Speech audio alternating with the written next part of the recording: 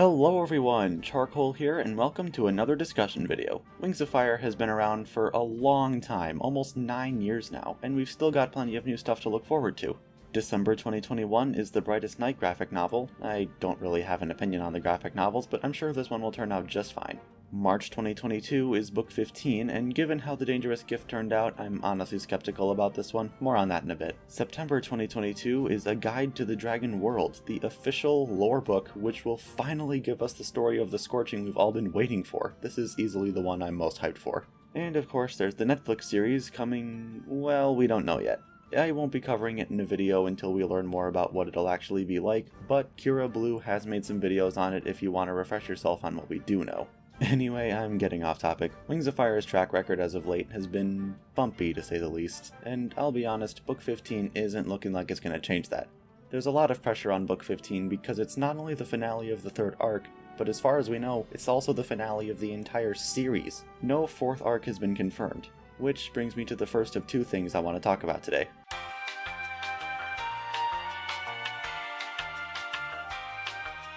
In order for Book 15 to work as a finale, it needs to wrap up any loose ends that still need to be addressed, including but not limited to destroying the Othermind, bringing down Queen Wasp, dealing with the Pantalan humans, and the Invincible Lord. So how do we go about addressing these?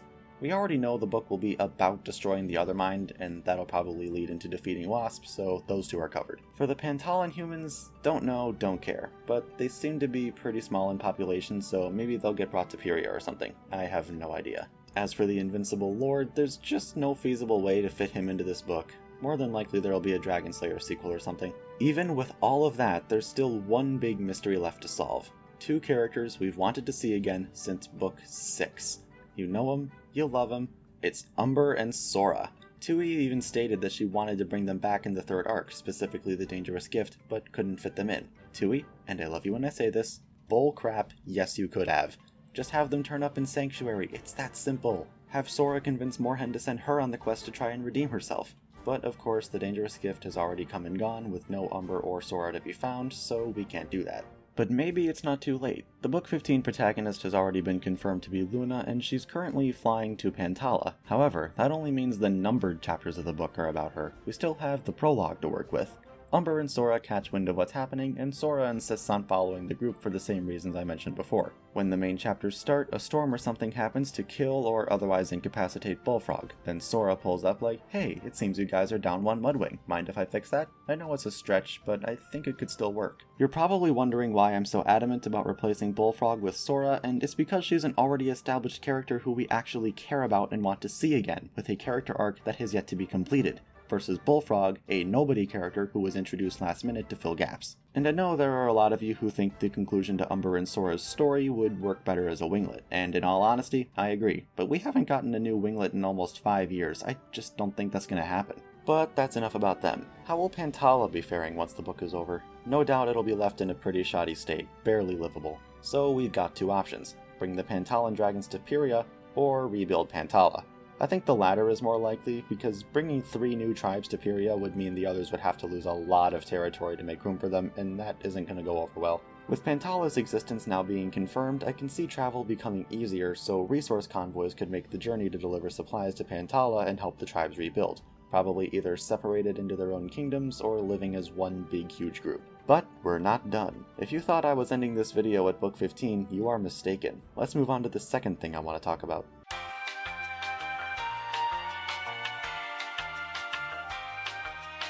Should Wings of Fire get a fourth arc? I'm torn, but leaning towards no. Like I said earlier, The Dangerous Gift hasn't given me high hopes for Book 15, and I'd rather see the series get a definitive conclusion instead of being dragged out and becoming the new Warrior Cats, as if it wasn't that already. But what if we do get a fourth arc? First of all, we need a time skip. The first 3 arcs have all taken place within a year. I think we're done in this time period.